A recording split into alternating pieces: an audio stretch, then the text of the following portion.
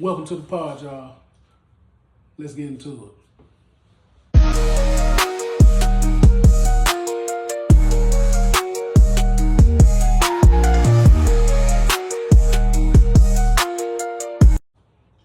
Hey, what it do, y'all? Welcome to the pod again. I'm the host, Dre Samaj.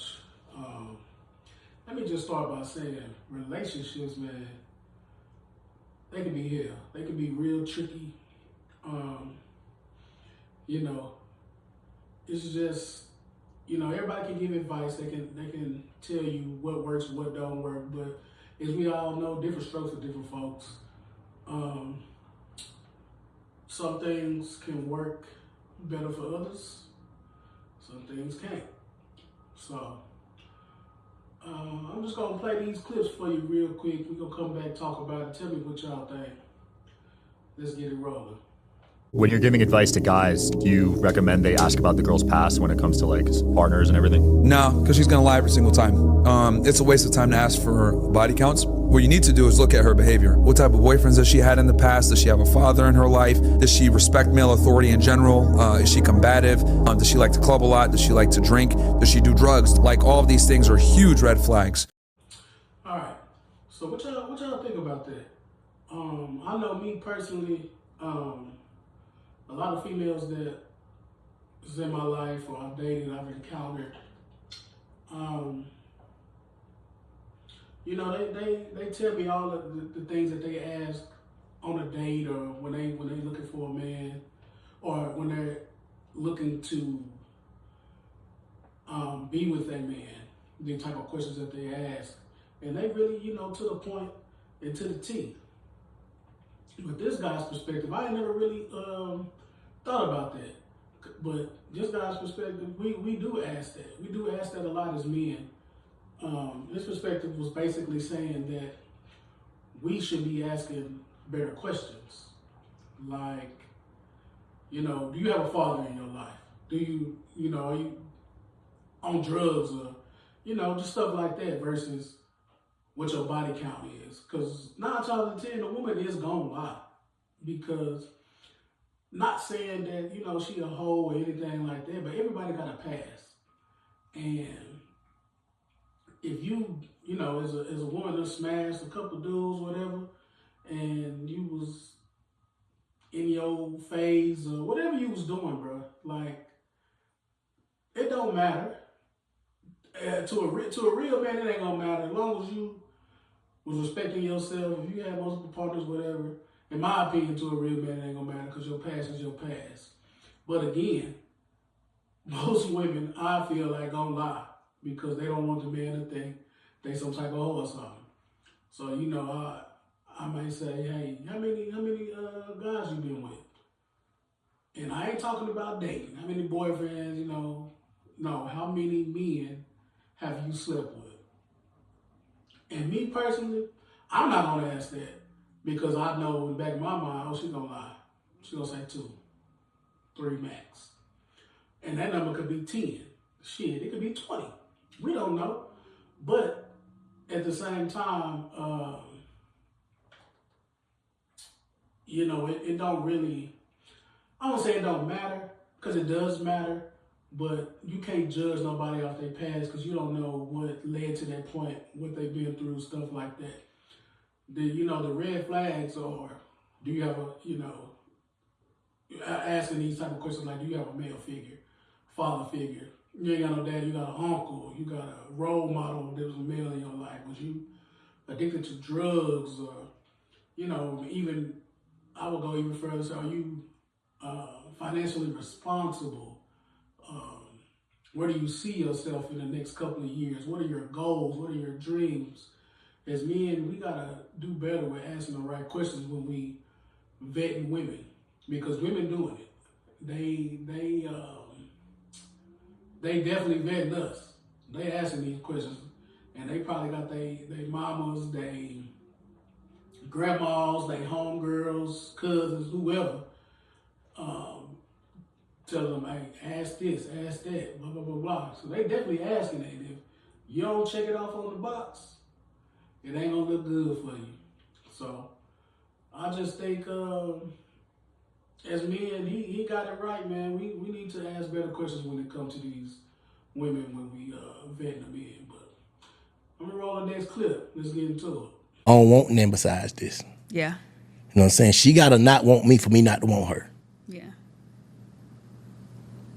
So that's the reason why, you know what I'm saying? Cause this mine's. I take But possession of this. that's not unhappiness though. No, I've been unhappy. You talking about? You stayed there. Yeah, because this mine, I'm saying, I love you. This mine. You just felt like you put too much into it to just walk away, or No, this mine's. so you possessive over. No, this mine's. But you unhappy though. That's what I'm saying. Like, why be unhappy? That come Insane. with it. Well, from where I come from, that come with it. Shit, grandma sleep upstairs, granddad sleep downstairs for 3 Is that years, and then they healthy, get though? back together. Shit, it's healthy in the end because I'd rather do that than be still in love with you and playing with somebody else. And then I got a woman out here thinking that I'm something else that I ain't because I don't even really fuck with you like my heart over here. So damn all these bitches. All right, so it's a lot to unpack, you know, especially with this, because it's basically he's answering the question of why men stay in unhappy marriages, and I can say he looks to be older than me. He probably, you know, maybe in his late 40s, something like that, mid to late 40s. I'm 36, so but I was raised somewhat like this too, to think that you need to do everything in your power to make your wife happy. Damn everything else. And I've heard this time and time again. And, you know, the term is happy wife, happy life. When really, even in that term, even in that slogan, you're only focusing on the woman. You're not worried about yourself. And as men, a lot of us have been raised like that. And look what he said. He started out, this is I don't want nothing else. You gotta realize as men, it takes us a lot to say, you know, I do. And when we say I do, I mean, of course, there's marriages that don't work, men cheat, stuff like that, women cheat, whatever is cheating going on in certain circumstances, and things that happen. But it takes a lot for a man to say I do. And when we finally find that one, that's our one. So when he said, you know, she gotta not want me, basically to end it. Because we have been trained, even if we unhappy, this is how the marriage is supposed to go. This is how it is. This is, you know, how it's supposed to be done. And a lot of this stuff we've been taught was wrong. She even asked him, is that healthy? And he was like, yeah, kinda, sorta, but really, realistically, it's not healthy. No, he said grandma upstairs, sleeping upstairs, granddaddy downstairs for 3 years, and eventually they make it work. But they making it work probably because they've been together for so long and they feel like they ain't got nothing else. Not because they truly happy. You know, it's just a lot to go into that, man. Like, it shouldn't be, you know, we waiting on if the woman is happy, she gotta leave us first, leave the man first. Like if the man not happy, you ain't gotta necessarily leave, but you also need to make sure that you working on it. And if it don't work, it don't work. But to stay in an unhappy marriage, us as men, not even just marriage, relationship, whatever, us as men need to be more vocal about how we feeling. And I can say that myself. I'm still working on it. It's work in progress. Because we hold a lot of stuff in. Because we're seen as these leaders of our households. And we got to make it work. Damn everything else. And it shouldn't be that way. You know, it takes a lot for us to move around. Like, we deal with a lot as men mentally. And a lot of times women don't understand that. So we in this vicious cycle of we just gonna make it work for the sake of the family. Then you look up, you've been married all these years, and you unhappy. And look what he even said, like, why move on and deal with somebody else and play with their heart when he don't even give a damn about her. His heart's still over here with this one. So basically the woman has left him and he trying to move on, but he can't move on because his heart is over here. So what's the point of even, him even dealing with somebody else? It's crazy to think that in 2025, this is still a big thing. Like, mental health is always gonna be a big thing. But with men, we still dealing with not fully being heard or understood mentally, or what's going on with us mentally.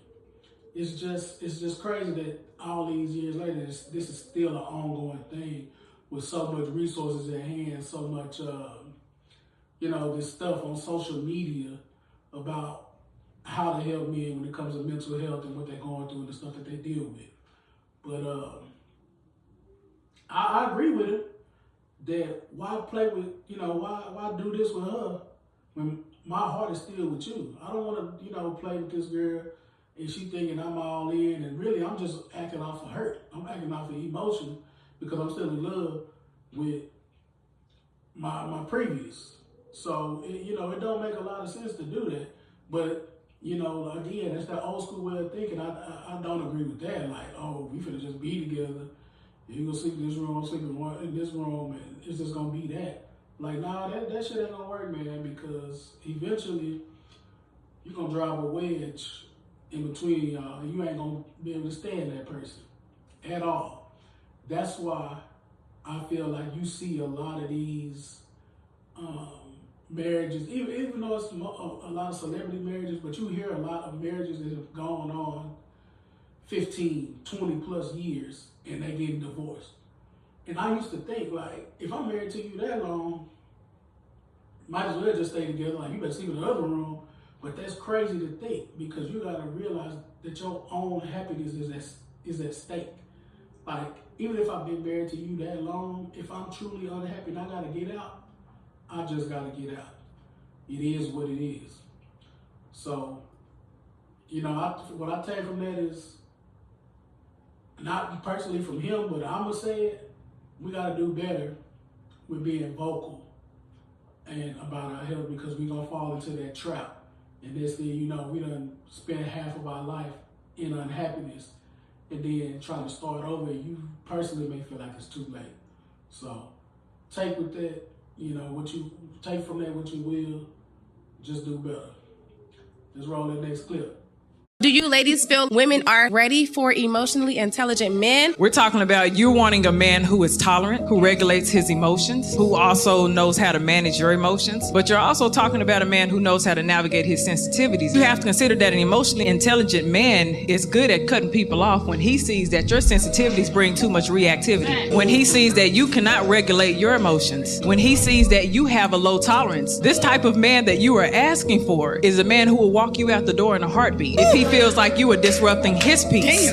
If he feels like there's any level of disrespect, there's a lot that comes with emotional intelligence. So if you asking for that, you got to come with the same level of emotional intelligence. You're not always going to be accepted. Sometimes he's going to bounce back, and sometimes he's going to say, I don't agree with your opinion. Sometimes he's going to say, I don't like those thoughts. Sometimes he's going to say, I don't like the way you speak to me. If you're not ready for that, don't be asking for an intelligent man. All right. So for this last clip, man,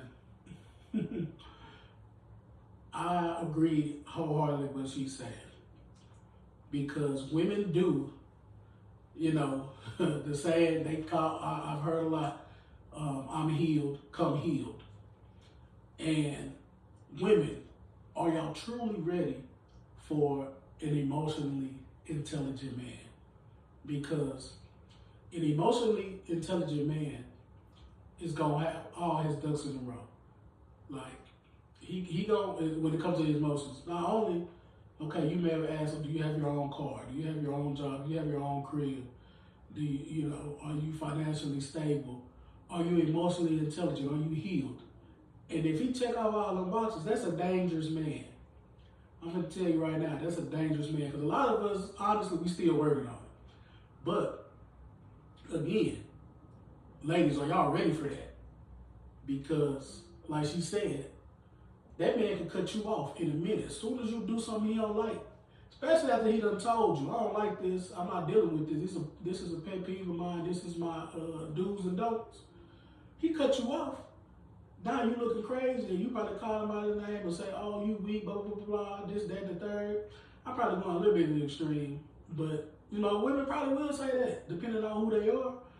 But you want an emotionally intelligent man, if you disturbing that man's peace, he finna get you the hell up out of there real quick. I mean, it is what it is. You gotta come ready. Women, you want these things, this is what you asking for, these are all the things you're asking for, and when the man bring it to you, you better come with it.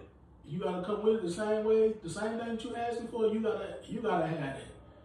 Because for damn sure, if you disturbing that man's peace, he gonna get you up out of there with the quickness and not think twice about it.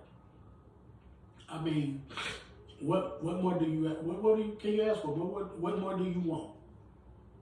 I mean, he's coming to you and telling you these things. You know, a lot of times as men, we can say this, that, and the third, and you don't necessarily, you know, a woman don't necessarily hear us. And they can just think, oh, he tripping, or blah, blah, blah, blah. And a lot of times it's not that we tripping, it's that this is what we want and this is how we see things fit. And this is my requirements when it comes to my inner peace and how I move, how I operate. And if you can't handle that, you can't deal with it, then you can hit the door. Like, these are the things that I see for myself. These are the things that I want in a relationship. These are the things that I want, you know, my standard for moving forward. And for damn sure, the woman will have what she wants and how she wants things done. She'll have her own list. But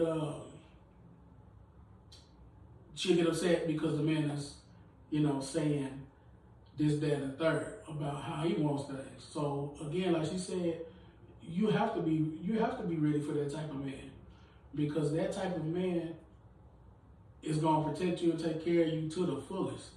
Again, he might tell you, I don't agree with what you're saying, or I don't think that this is the way it's supposed to be. But you got to be ready, you know, to have them type of conversations, because those are tough and rough conversations. If you're not ready to be in that and hear that, especially some criticism, don't fuck with that man. Leave that man alone. Let that man be peaceful, or go be with somebody else, because you're disturbing that man's peace. So, hey, bravo. Clap it up, because, you know, it is what it is when it comes to that. I ain't bashing no woman or nothing like that, but hey, if you gonna ask for that, come with it. So with that being said, man, this Podd'in with the homie. Appreciate y'all for tuning in. Like, comment, subscribe. Let me know what y'all think. And I appreciate y'all again. Love y'all, man. And we out. Deuces.